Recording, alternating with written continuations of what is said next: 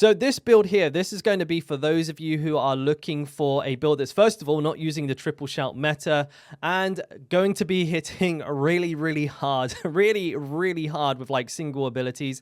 Like the death blows in this one are going to be hitting insane numbers.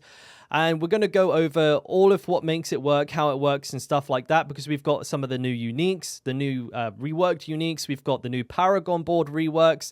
We've got the vampiric powers in this one. It's generally a really exciting build. I think it'll be the second one I try after hitting level 100, which should be pretty soon, by the way, because I will be racing in the Race to 100. Last season, I was actually ranked 7 in the world for Barbarians as a solo player, by the way. Don't play in groups or anything like that. And that should be going on shortly after this video has gone live, or actually during while this video goes live. So if you want to come check us out, cheer me on. Link will be down in the description to my Twitch for that one. But yeah, let's get into the build and we'll talk about the skills first, going through the skill tree, because this is a walking arsenal build. So there's a lot of stuff that's really important to make sure you get right here. But of course, this will also be written in the guide itself. So if you want a written version there, then of course a link to this will also be in the description below. But let's quickly go through this ourselves. We have Combat Lunging Strike. Now this build will have a very strong emphasis on berserking because it's really powerful this season. It's got some really cool interactions that we'll get into in just a bit, but primarily Blood Rage, a new legendary Paragon node, or a reworked one at least, allows us to scale our damage while berserking multiplicatively. So yeah, this is going to be a hell of a powerful stat in Season 2. And that's why we've gone for Combat Lunging Strike. Lunging Strike in general as well is just a good gap closer. And you set this to your dual wield weapons, so we have a slightly faster attack animation because it can be a little bit of a clunky, like sticky animation. Then for Upheaval, we've gone for Violent Upheaval, which gives us berserking when we hit multiple enemies or a boss. Again, any berserking we get is a-okay. We absolutely want that. Now you can set this one to either of the two-handed weapons. For the sake of this video, I've set it to the two-handed slashing, but honestly, it's not too much of a deal. But I would try and convince you to go for two-handed bludgeoning on Death Blow, because this will be your big hitter.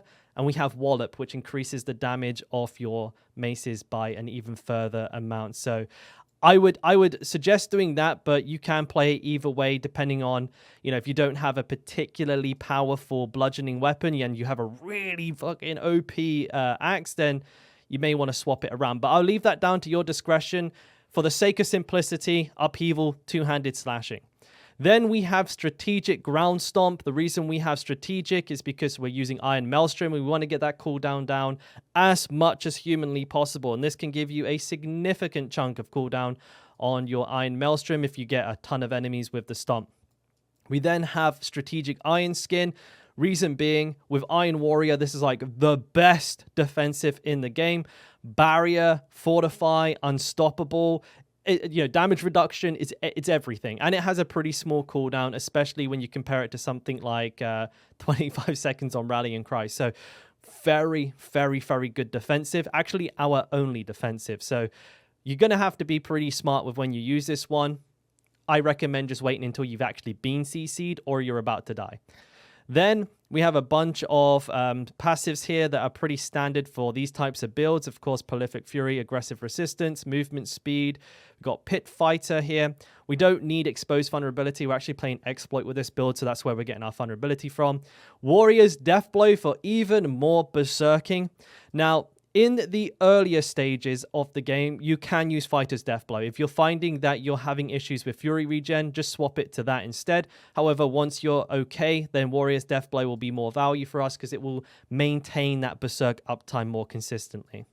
Again, very run-of-the-mill passives here for the Barbarian, nothing too out of the ordinary. Of course, Iron Maelstrom. Massive AoE, feels really good already, and I'm very happy to see a build making good use of this. And of course, when we have Supreme Iron Maelstrom, we get 1 second cooldown every single time we swap weapon, which is all the damn time. So cooldown's very low, and of course, Walking Arsenal. And make sure you're maintaining that Walking Arsenal buff, by the way. You're going to really want to make sure that you have all 3 buffs so you get the extra attack damage bonus. You can see that just above your skill bar if you've not played Walking Arsenal before. Now, to talk a little bit about the itemization, first of all, technique, we're going to be using two-handed axe. This gives us a 15% damage multiplier against enemies that are vulnerable. So that is really, really, really good. And that's definitely what we're going to be using for this build. When it comes to the gear and aspects, for stat recommendations, I have written all of those in here. I won't go through all of them because this will make the video way too long, but they are all there. So you can just try and aim for as many of those on a piece of gear. And I mean, it's going to be hard to get all 4, but get as close as you can to these. Now, as for uniques, we have the new Tusk Helm of Yoritz. Reason being, for any Berserk build, this is insane. It gives us a ton of damage, 15% multiplicative damage, fury per second, and cooldown reduction, in addition to whatever stats it has on it, which we do not know at this moment in time. But this is definitely going to be a really, really powerful unique for Berserk builds, because this effect will be very, very easy to proc, especially for a build like this that has several methods for procking Berserking. So this is going to be really powerful. We're also making use of Death Blow. The reason being, Overkill for Death Blow is what I meant to say. Because of the changes to this weapon here, it has ranks of Death Blow on it. Death Blow is going to be hitting incredibly hard, insanely hard with these ranks to Death Blow. And I can't wait. I really, really want to try this build out. This is going to cause these Death Blows to hit absolutely insane numbers. As for aspects, Weapons Master, this is a pretty natural pick for us because it gives us 2 charges off our Death Blow. It's a kind of leniency that we need in case we don't get a reset with one of them. We have a second one to follow up with. Will also help dramatically with boss killing as well, because we're not very likely to kill the boss in one shot. Maybe we will. Actually, there's a chance that we will, but until we know, like, we'll figure that out. Maybe this might change in the future, but this is definitely a safety net that I would rather not do without. Earth Strikers, like I said, this build will be very much focused on overpowering as well as berserking. So Earth Strikers, every 8 times we do a weapon swap, the next attack will be an overpower and deal additional damage. So this is going to hopefully always be our death blows. And you can try and line this up. You'll see the buff. So you can, if you're at 7, you can make sure that you get 8 and then death blow. It's going to be a very active play style. That is definitely true of this build. It won't be like Whirlwind. It's not going to be like just hold one button down and go AFK. You're going to have to be very much on the ball with your rotation, but it is going to be so rewarding when you get it all right. Iron Warrior, as I mentioned for Iron Skin, this is an absolute must-have. We have Ghost Walk. The reason we have Ghost Walk for this build, movement speed is nice, but also when we pop Iron Skin and we go Unstoppable, we can move through enemies, which is very important. You don't want to get stuck in those huge groups of enemies and die. And so Ghost Walk is an absolute must-have. Encroaching Wrath. Now, this is going to be also just insane. Every 100 Fury that we spend, our next mastery skill, Death Blow, will deal up to 100% more damage, so double damage. Can you see where this is all coming together? The extra ranks, double damage, another 50% damage here, plus an overpower and concussion on my day. This is going to hit so ridiculously hard. I'm getting excited because I really, really want to play this build. Started to cough my guts up there a minute. So Disobedience here on the amulet, at least until we hit armor cap. Then you could swap it with Earth Strikers instead. But for now, yeah, just to be on the safe side, Disobedience here to make sure that we're tanky enough. Then moving on to the rings, we have Aspect of the Relentless Arm Master. Now, I realized that there's actually no stat recommendations for these. This will be updated after the video. It's going to be max life, crit chance, damage while berserking, and resource generation. So don't worry, this will be on there afterwards. Something's been going wrong with some of my builds here, and it's been not saving properly, but I will definitely get that on. Second, Aspect of Berserk Fury. This will give us Fury while we're berserking, which will be all of the time. And this is essentially, needed as we're not running triple shout, so we're going to be running those to keep our Fury up. We have Accelerating Aspect on another one of the two-handers here. So this is going to give us an insane attack speed buff. This is important for this build because it allows us to get through our 3 attacks more quickly. And also like Upheaval and Ground Stomp, you know, they have fairly clunky animations. You want a ton of attack speed to get through them. Limitless Rage, just a very generic but very powerful DPS boost for the Barbarian. Moving into gems, we have Overpower gems. They are just insane value. Most gems now are additive damage types. Well, I think all of them are now. So having that higher value is like insane. So when we do Overpower, they're going to be hitting colossal numbers. We've gone for rubies in the armor. Now, a note on resistances. For now, I'm recommending in all builds, all resist gems, just for the meanwhile. There is going to be some testing actually needed like in-game to figure out the resistances and everything.